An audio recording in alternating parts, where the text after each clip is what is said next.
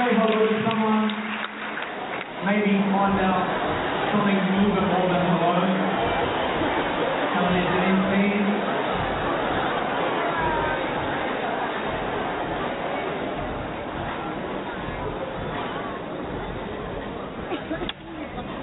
It's good to be in church.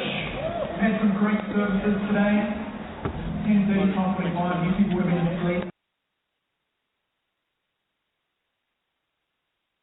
Ladies and gentlemen, that was a little bit of a recording of the church and their style of preaching. Well, a little different.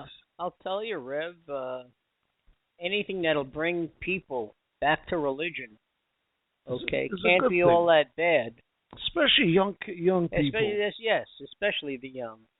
Okay, the young feel disenfranchised. They feel that the old views of the church are not in line with how they feel. I mean, we see it even with Pope Francis trying to become more of the people's pope, in the things that he does, and especially in the things that he says,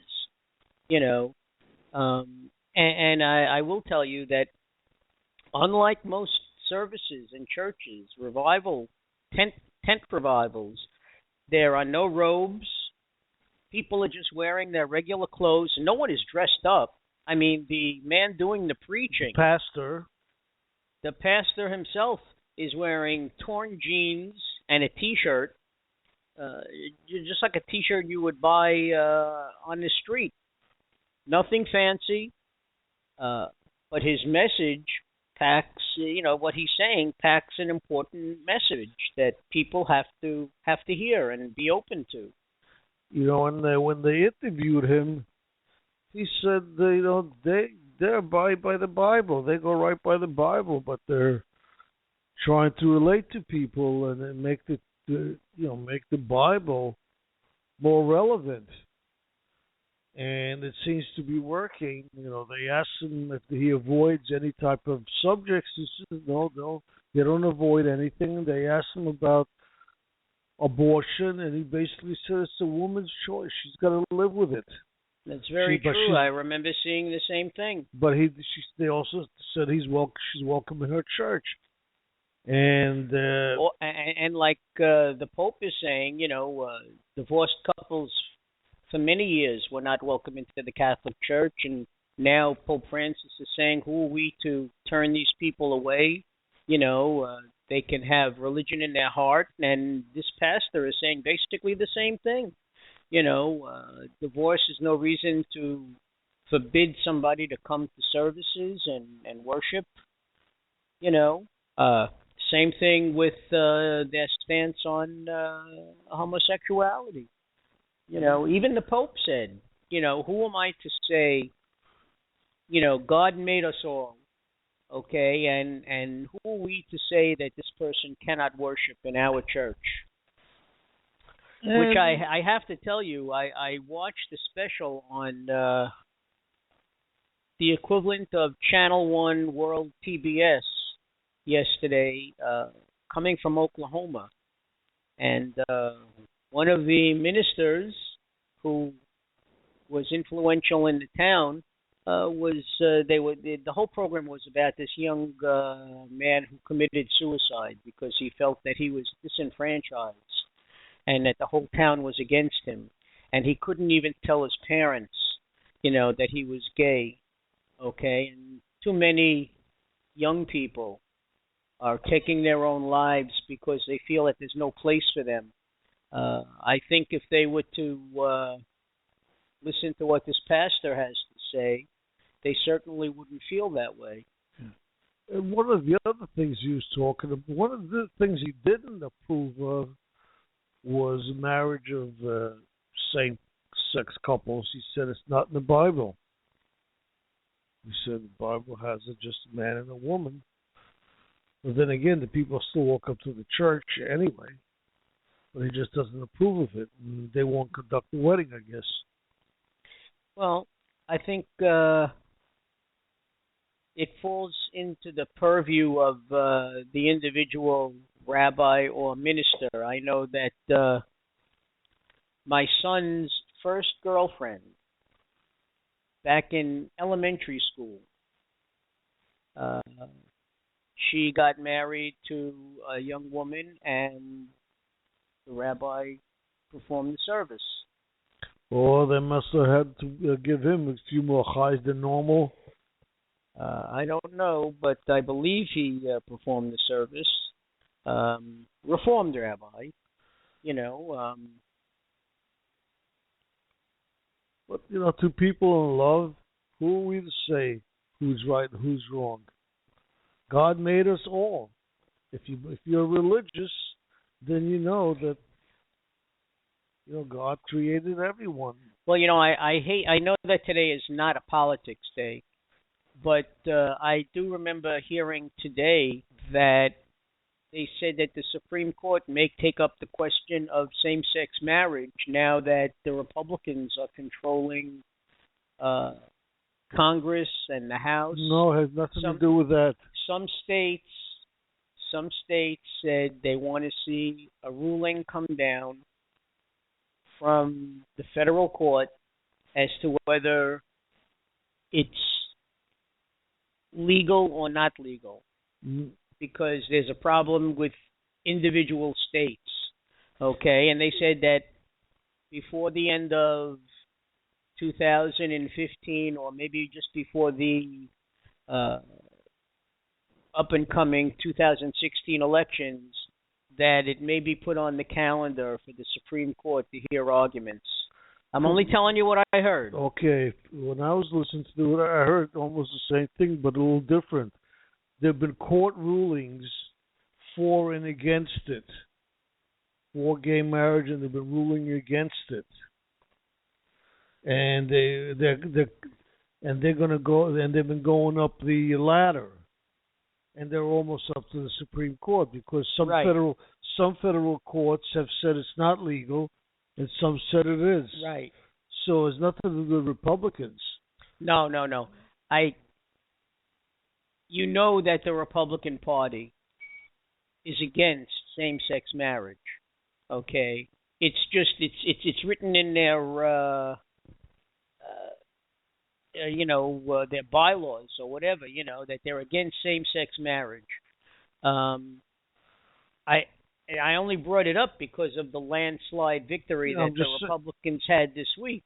But I'm saying, but it had nothing to do with the Republican sweep, is what I'm saying. No, but if you have Republicans controlling the Senate and controlling the House, those Republican leaders, Boehner and McConnell, may have the power to bring this up before the Congress and push it toward the judicial branch, is what I'm saying.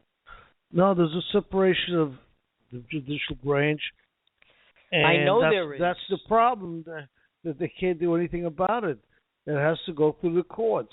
And the Supreme Court has to decide if it's time to hear about it. There are too many dissenting and opposing, decisions. Then they have to make the final decision. This would have happened if there was by the Democrats or the Republicans. If the Democrats control the Senate and Harry Reid was the majority leader, he would not allow it to be brought up for discussion. He has nothing to do with it. I'm sorry. You missed the point. The point is, nothing is brought up for discussion unless the leader says so. This is not going to be brought up to a discussion. This has nothing to do with the Congress, the Senate, or the President. You're not following me. You're not following me. Okay. This is following. You're following the natural proceedings of the court. And Congress is not going to tell the courts to go look into that. It's not their position to tell the courts. That's where there's a separation. Not that they would tell the court. I know that there's a separation of the three branches. What I'm saying is that Harry Reid, when he controlled the Senate, would not allow even a discussion. I'm not saying to be brought up by the courts. He wouldn't even allow a discussion on it. Okay, Mitch McConnell, being a conservative Republican, okay, would at least try to pave the way to eventually see that this is brought up for discussion and push a bill to the Supreme Court. You can't do that. I don't believe that's the way it works. The bills don't get pushed to the Supreme Court. The bill will get pushed to the president, who would veto it. There is a very big separation. This is what our government is based on. Well, you know, I know you were very upset about the Republicans taking over the Senate and Congress, but let's face it, it was a referendum on Obama, who hasn't been doing a good job. Well, it's not that he hasn't been doing a good job. They did a very poor PR job on selling certain points. You know, unemployment being as low as it is, stock market being as high as it is. Now, the unfortunate thing is that it's not finding its way down to the average citizen. And that's where the Republican Party succeeded, where the Democratic Party failed. Okay? Many of the people who are no longer collecting unemployment, well, that's because they have part-time jobs, and those jobs are not recorded. So that's why those are counted as new jobs that are being made, okay? And that's why the percentage dropped from 5.9 to 5.8 as far as the unemployment rate is concerned. And also there are plenty of people who are not looking for jobs anymore because they gave up. Well, those are not unemployment rolls either. That's always been the case, unfortunately, because you're only allowed a certain amount of unemployment, and Congress refuses to vote on that as far as an extension is concerned, because it gets voted down. It gets voted down either in the House or the Senate. Well, how long do you think somebody should stay in unemployment?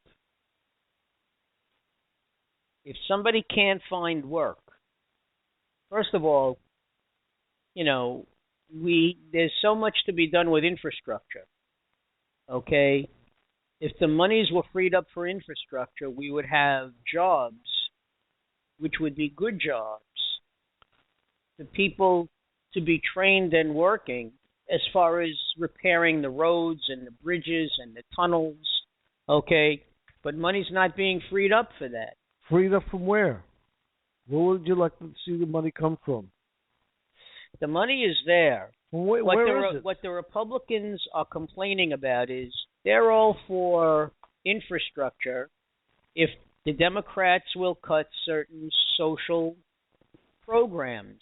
You cut a social program, take that $15 million and you want to put it toward infrastructure, that's fine.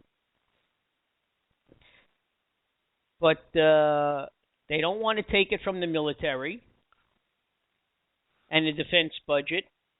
Okay, so unfortunately, we're at the same stalemate that we always are. Do you think they should take it from the military? Yeah. Hell yeah. For what? Well, you got. Oh, don't start with ISIS, because the money forget that about you ISIS. take. You got Korea going crazy, North Korea going crazy.